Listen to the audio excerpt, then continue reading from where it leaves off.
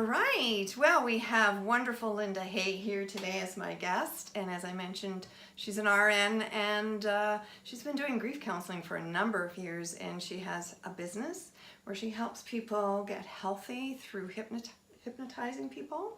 So we're going to talk to Linda and we're going to hopefully share some wonderful insights if you are someone who has suffered a loss in life, because she has a lot of experience and expertise. So to begin with, Linda, why don't you talk to our audience a little bit about what got you started and a little bit of your background in nursing and grief counseling? Okay, well, I got started in working with grief and palliative care after a loss of my own. Actually, many years ago, I lost my first son at age 7 from a brain tumor.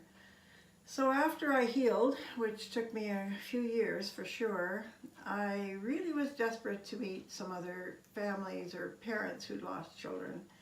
And I didn't know anyone. So I worked with a social worker from CHEO here in Ottawa, and we ended up starting Bereaved Families of Ontario. So once I'd healed, I reached out and became a facilitator in groups of parents who'd lost kids from various ways, from suicide to terminal illness to accidents, and certainly learned a lot more about grief. So I did that as a volunteer for 6 years with Bereaved Families. And then my career moved into palliative care once I got my degree in nursing, and then ended up starting the palliative care program at Queensway Carleton here and ran that for 18 years, of course, doing a lot of grief work there with families and offering grief groups to people who had come through that service. So then I decided to start grief counseling myself in a practice and helping kids and teens and adults. So I've done that for several years and continue to do that, even though now I'm a certified hypnotist. Wonderful. And amazingly enough, the hypnosis also joins in with grief. And you'd say, well, how does that happen? Well, let's say someone is grieving, really having a tough time in their grief, and they're not sleeping, or they're drinking too much, or whatever it is. Then I can use my hypnosis to help them with those problems, and then get down to the basics of walking through their grief so that they can heal and come out the other side feeling much better. That's wonderful, Linda, and I just want to share with our audience that I was a client of Linda's a few years ago after the loss of my late husband, and you actually did a wonderful session with me with hypnosis, and I don't know if you want me to share what it was called. It was called Cutting of the Cord, and it was just an amazing emotional experience. But walking out of your office that day, I felt just an incredible lift of guilt, of pain, of grief, and I was able to look at the new man in my life, Peter, who was also widowed. I was able to look at him with fresh eyes and say, yes, now I'm ready to establish a life with you, because it is so hard, like you say. It's a very interesting process that I use, and I use it often in grief. For instance, if someone's stuck and has lost their mom or their dad 10 years before and are totally stuck in that grief, can't seem to move on, I do something called relationship decording. And it's really done through the chakra system and the cords, the chakra cords, joining you and that person that you see in your mind as I'm working with you. And then we cut those cords and send lots of love to that person and them back to you. So it can be very therapeutic, as you're saying. So that's another way that I'm able to use hypnotherapy along with grief. Excellent. Now, Linda, our viewers don't know how we met. Years ago, I walked into the Queensway Carleton Hospital where you worked, and I decided to become a volunteer in palliative care, and you interviewed me. So I just want our viewers to know that I've known you now for probably a good 20 or plus years, and you've made such a huge difference in my life, not only helping me to learn how to help people as you do, but also when it was time for me to take care of my terminally ill husband, all that training experience and love and great knowledge that you shared with me came in quite handy. But I want to dig a little bit deeper, if we may, because I know you've been working for many, many years with people who've suffered a loss. And there has to be, I think, a lot of people out there that might be watching this thinking, well, time heals all. But is that really a true statement? Time heals all? Or is there anything that we can do to help our audience, our listeners, to know that maybe they can do something now? And yes, maybe it might take 5 or 10 years, or maybe it'll never be better. But just that whole saying, time, really, it kind of annoys me, but I'm sure you have a lot to say on that whole subject matter. How can we help people here? Well, you're right. Time does heal. And I too now have gone through the loss of my late husband through a terminal illness and cared for him. So once again, I've gone through a grief process very different from losing my son, but always learning about the grief process. And it does take time. But if you find yourself several years later and not being able to move on, or very angry or stuck, that's the time to think about reaching out for some help, and maybe just 2 or 3 sessions. And a person like myself can help you move along so that you can enjoy life again. And one of the things that I would promote is, this is one book that I use all the time in my grief work, and it's called Understanding Grief, Helping Yourself Heal. And it's by Dr. Alan Wolfelt, Wolfelt, and he's a psychologist from the States, Colorado in fact. I've studied under him. Marvelous, marvelous book. And it's done like a workbook, so that you read a few chapters, you learn, you might even see yourself written on those pages, and then you answer the questions, and it makes you look at you and where you are in your grief. So it's a wonderful book. I highly recommend it. So I use that with my clients as they come, and after they've done their homework of answering the questions, we talk about that. We're walking through the coals of grief, as I call it. And as Dr. Wolfelt says, if you don't walk through the grief, the next grief that you have will be double. So we need to walk through each grief and get well again before something else happens in our life. And as we know, our journey is full of that. So that's how I work. I'm a very practical grief worker. Many times, if I see someone having a lot of difficulty with letting that person go, I get them to write a letter. Very difficult to do, but the therapy that happens through that letter is something else. Can you explain a little bit more about what this letter would contain, or how you go about writing it? Well, I'm thinking of one girl in particular who lost her mom very suddenly, and she was very close to her mom. So I had her write a letter, and she wrote to her mom, and I said to her, tell Mom what's happening in your life now.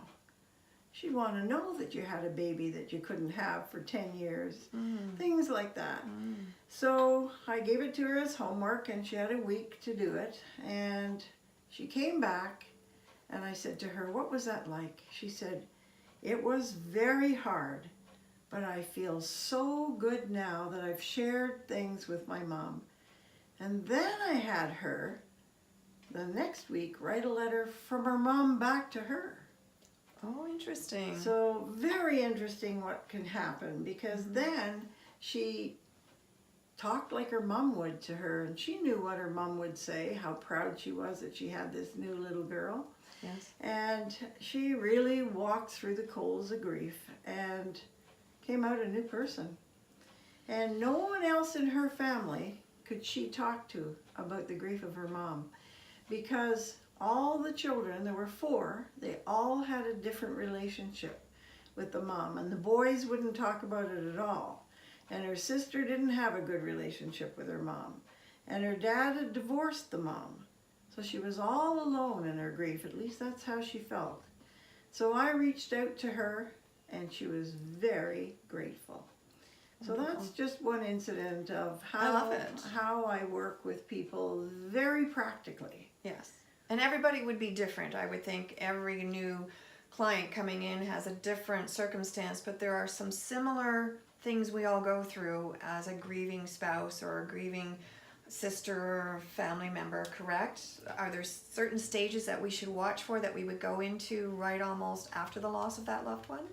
Well, as Dr. Kubler-Ross once started talking about grief and the stages, and she never meant them to be happening one after another. But what happens is many of those stages come and go. So if I'm thinking of a particular man I'm working with right now, he lost his dad. His dad was extremely hard on him, extremely hard. Now his dad has died. And now, as he says, my dad's constantly talking to me in my head. When I go to make a decision on my farm, my dad's there saying, no, don't do that, stupid. So he's got what I call complicated grief. It's not straightforward. He has lots of forgiveness to do on both sides, so I work with that, sometimes with hypnosis, to help him rid himself of all that talk that's still going on in his head because he's so used to that from his dad. And his children, complicated grief. So we talk a lot about that, or the other members of the family, and what are their difficulties with the loss of that loved one. Alcohol. Often people are drowning their sorrow. I have a fellow right now whose 38-year-old wife died very suddenly. And he's left with a little 4-year-old boy, and he's absolutely distraught. He's been a year now, but he's now got an alcohol problem. So now I'm working on that with him first. Sleeping and alcohol. Let's get that aside and then look at your grief and how we can help you get through that so you can live on. Linda, you are an amazing person inside and out, and I know many people won't know what I know from just listening to you, just how caring a person you are.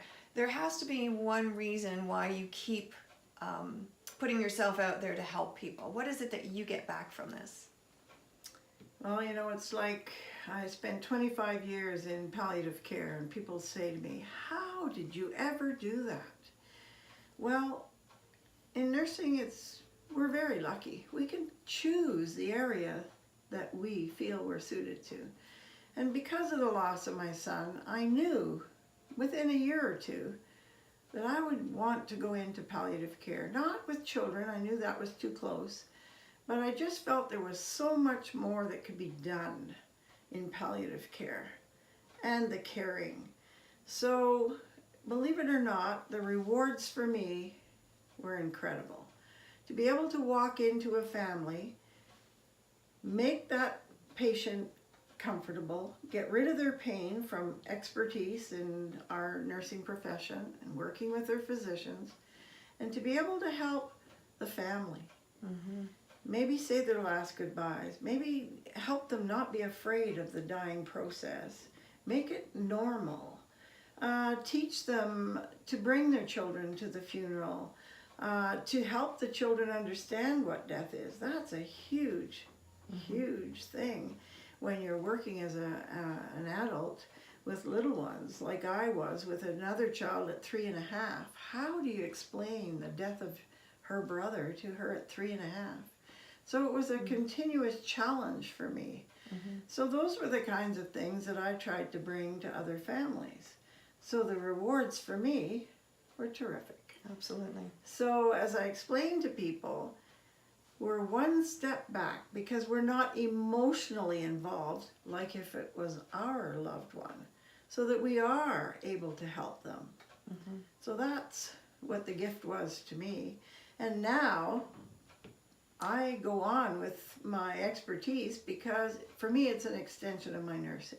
Well, I was just going to say that, like, not only do you have numbers of years as a nurse, but also helping people through grief, then you brought in this new certification in hypnosis, which you felt just took everything to the next level. And I wonder, just before we end here, probably a lot of people are squirmish about the word hypnosis and they don't understand it, and they think, oh, it's that guy on the stage is going to put you to sleep and you're going to walk and talk funny. That's not what I experienced, but I would like to hear in your own words what hypnosis brings to the table when you're helping someone through their grief. Well, it's a very, very interesting profession that I'm in now. It came totally accidentally when my friend got rid of his pain in his back through hypnosis. I thought, man, I've learned everything I can in pain management. What is this?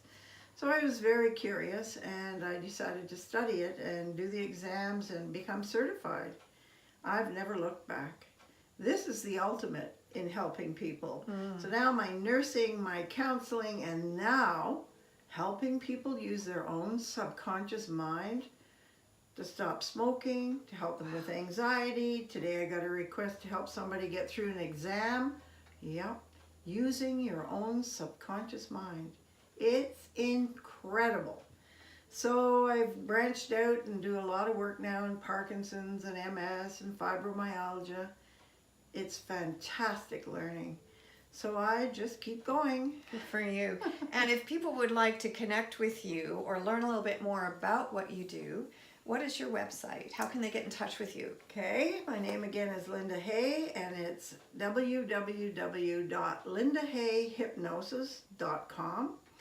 And there's a wonderful video on there to watch on what I've done with hypnosis and Parkinson's.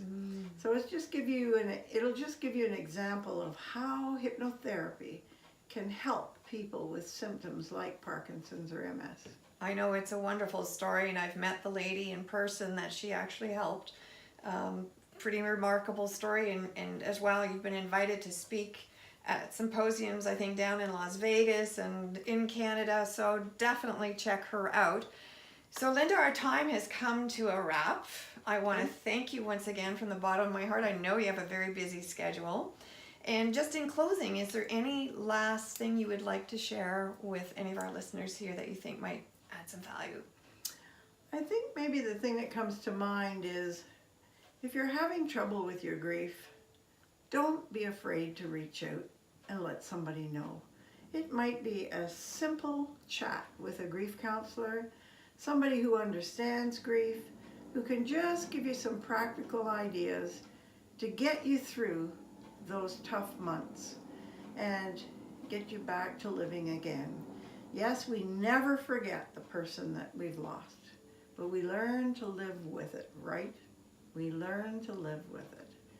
So that would be my advice in closing. That's very great advice. I know we could talk for hours. This is a subject that is very dear to my heart.